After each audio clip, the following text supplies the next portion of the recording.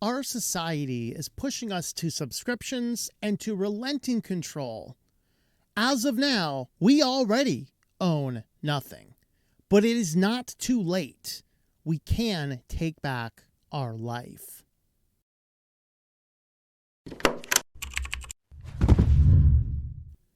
Welcome back to Switched to Linux. If you like content like this, definitely consider subscribing to the channel if you've not already done so. Leave us a comment and a like down below as well. And today we're going to talk a little bit more about taking back our life as we discuss the various ways that we have all often built the foundation of our lives has been stripped away from us. We all know that old adage, the old tweet that they were so excited about, was it 2030, you will own nothing and be happy. And then they took that down and backtracked because people are going, that doesn't sound very good, right? Well, we're already there, guys. And I've documented this over the channel over the last 8 years I've been doing this, where Lyft and Uber are leading the charge to try and say that, you don't need a car. It's super expensive. Just let us handle all that. In fact, a report just came out this week which suggested that more and more young people aren't even getting a license. And they're just going, well, I can always just call an Uber. I don't need to drive anywhere. That's very sad. But as I stop and think about this, I want to think about the foundations of our life, and pardon the first part of this video is going to be a little bit of a reminiscence. But I think that it will be resonating with some of you as we talk about the music we listened to, the video games we played, the movies that we watched, maybe some of the early computing we might have done. As I stop and think about the music, as you come up of age, and of course as a real young preteen, of course I only really liked Weird Al stuff. So there you go. Me and Wendell have something in common, right?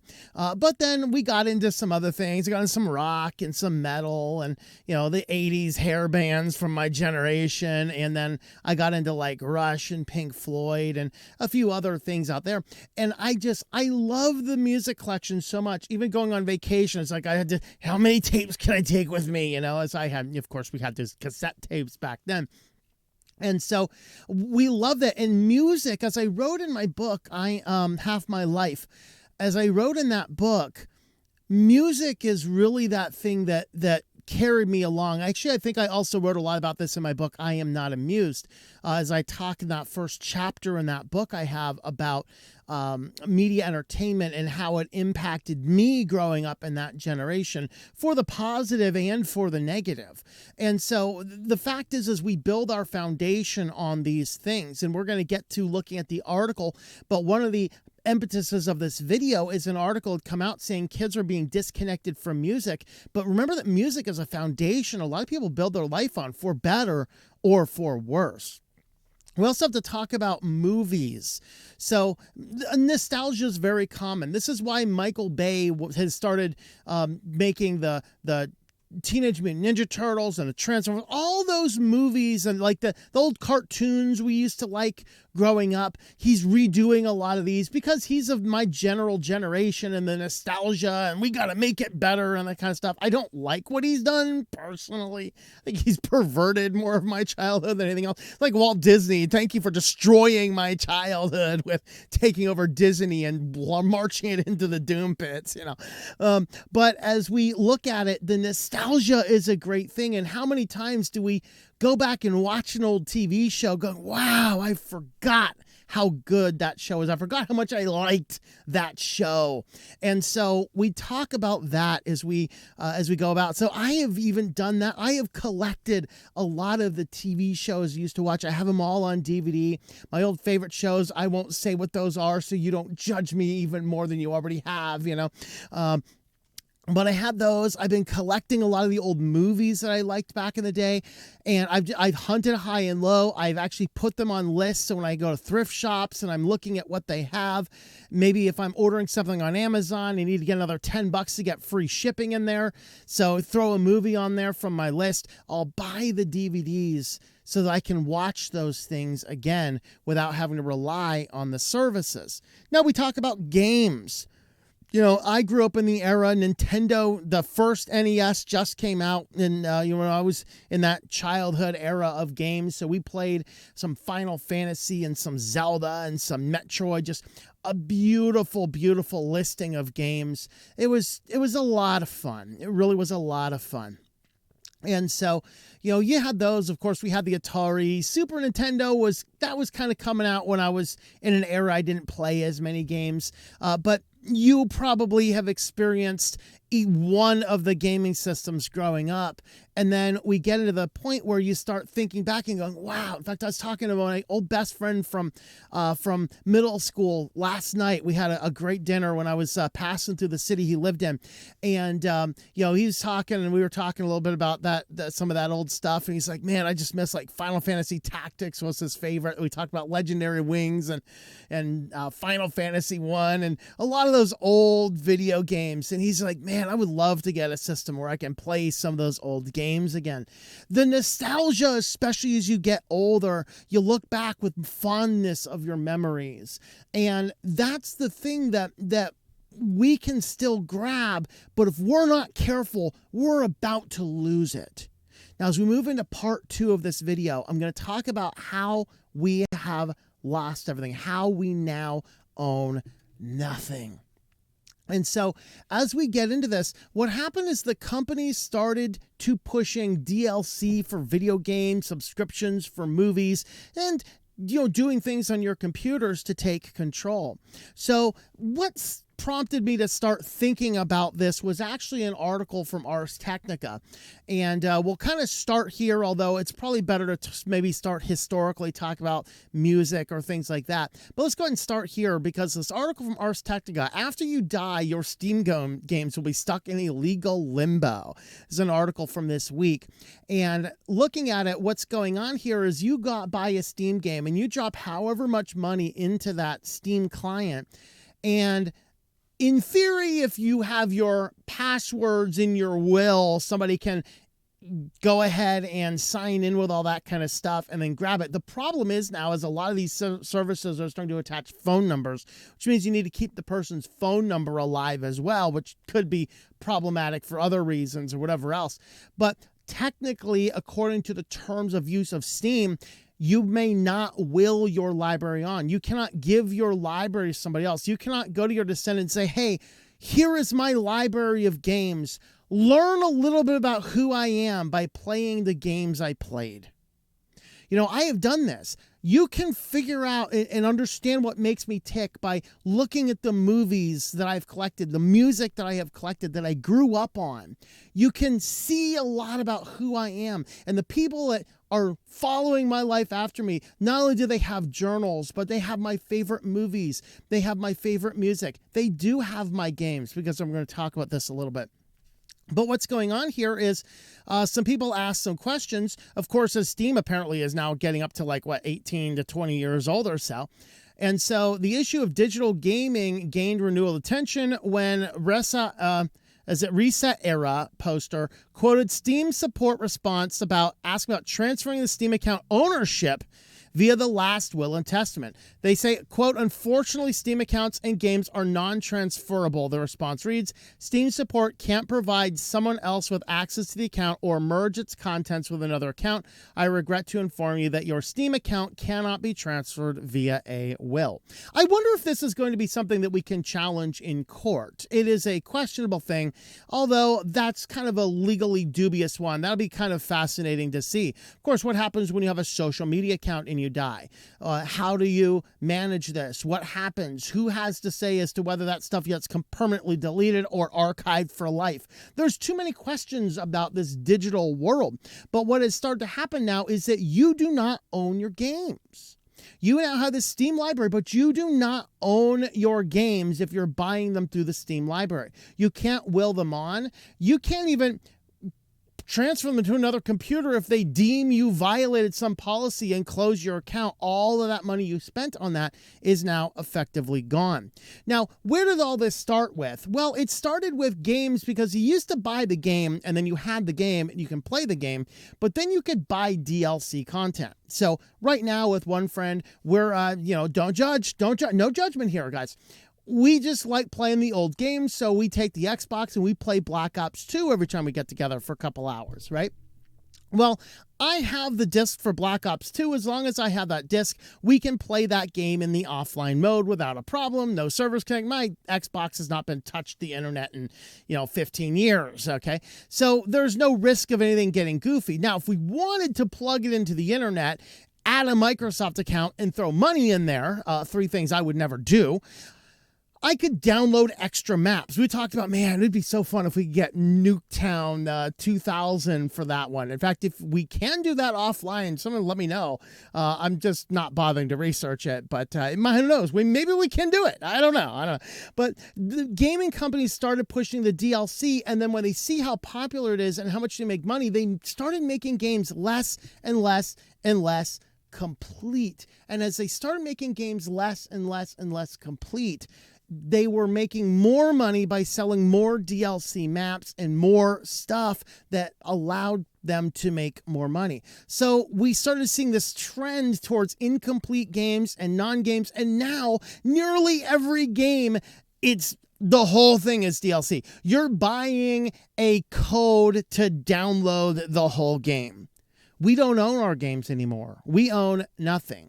Now let's talk about the transition of movies. Of course, we talked about this several times before. DVDs were popular. Of course, before that we had VHS, which were pretty horrible quality, but hey, they worked for us. We didn't know any better.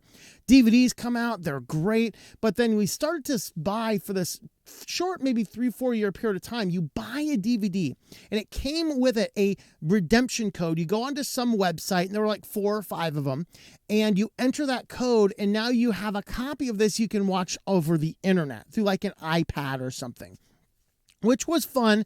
But then Netflix sees this and say, well, what if instead of us mailing these DVDs, what if we sell a service where you can get on the internet and you buy a monthly service, and then you can just watch a variety of things. And this was revolutionary at the time, as more people said, wow, I can stop paying $150 for cable. I can pay $8 for Netflix or whatever it was. I don't know what price it was, but I have hundreds of movies, which worked great for a while. And then everyone else realizes they could do the same thing. And now the subscription service is worse than cable. You have all these different services. You add them all up to watch all the content you want to watch. Then you're still paying the same amount for cable, but you still own nothing.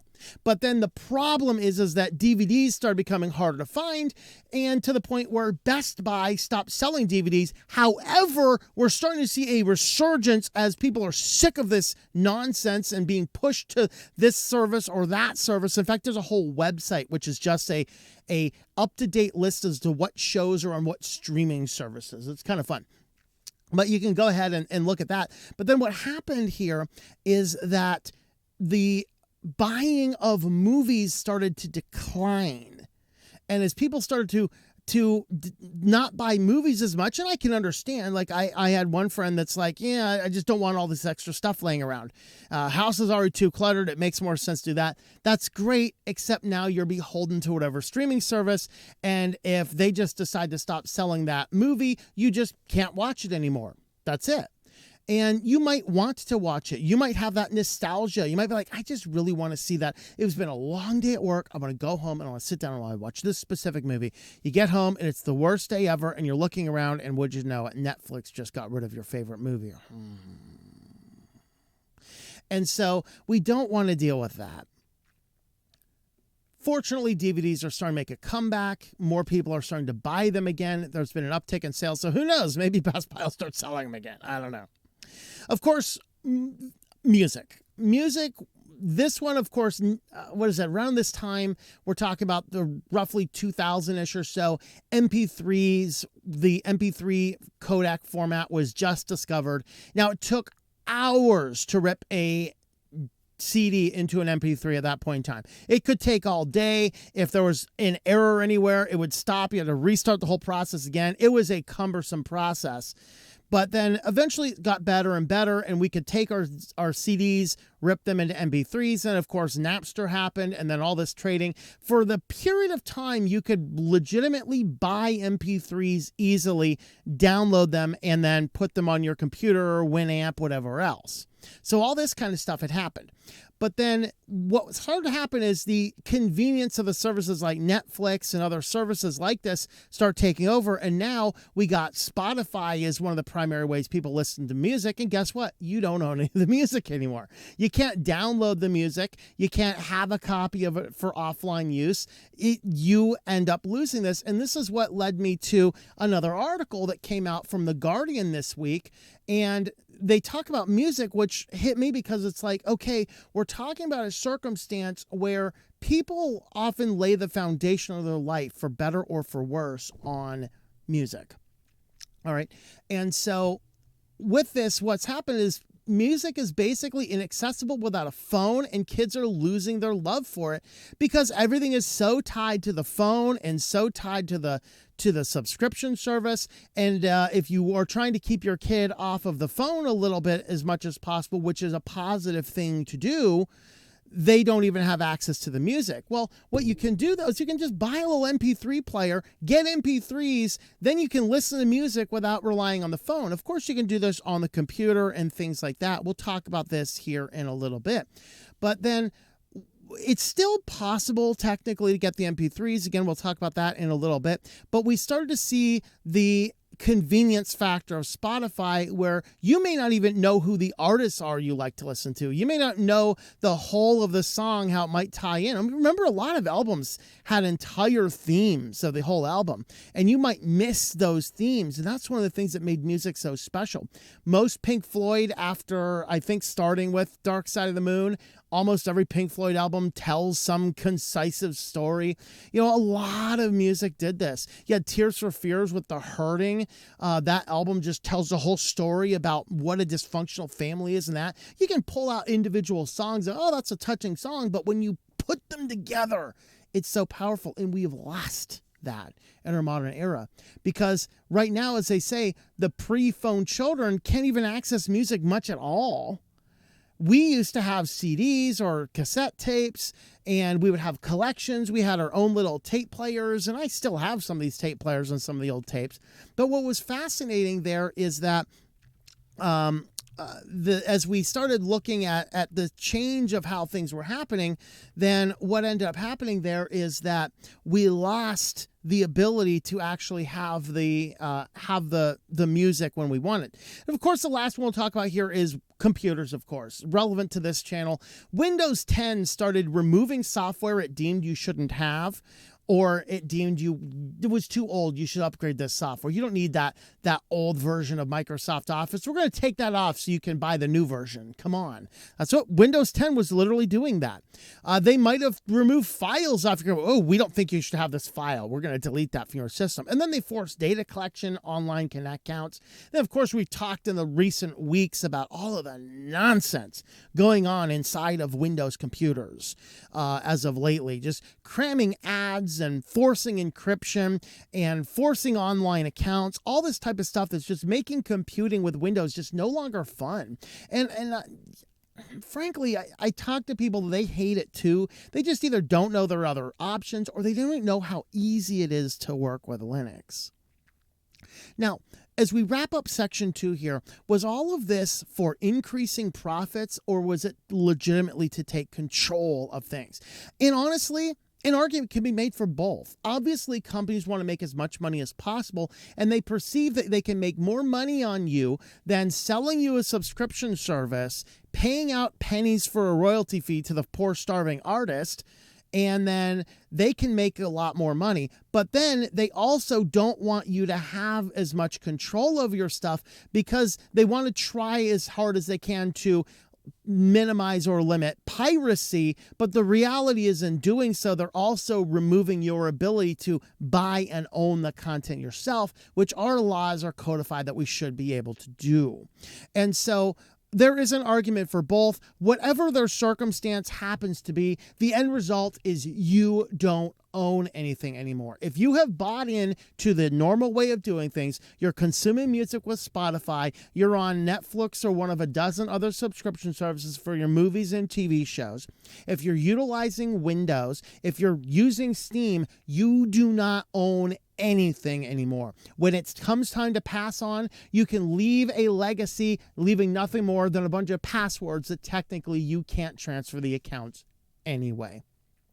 So we are effectively, by doing these things, owning nothing. You might have looked at that original tweet years ago and said, oh, that's horrible. The problem is you're walking complicitly into it by walking in this manner. But I'm going to tell you, as we move into part 3 here, it is not too late. It is not too late. For me, this whole journey started with Linux.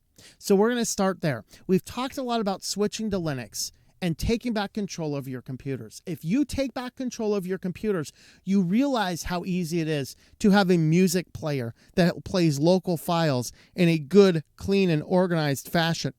A system that you can actually go ahead and you can create playlists, you can randomize things, or you can just go, I want to listen to that whole album through, just like the old days.